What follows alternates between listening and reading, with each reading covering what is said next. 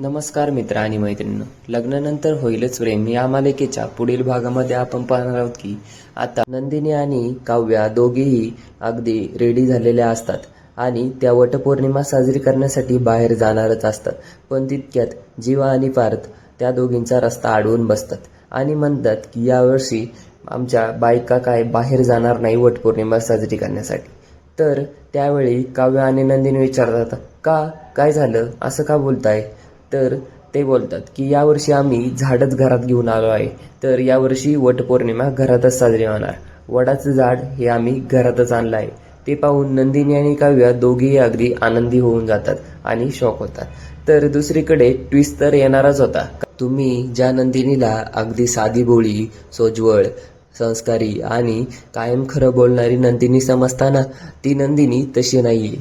ती सगळं काही खोटं बोलत आहे.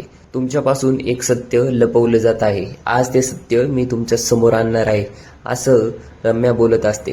हे ऐकून नंदिनीला मात्र टेन्शन येतं. आता ती काय समोर आणणार ते आपल्याला पुढील भागात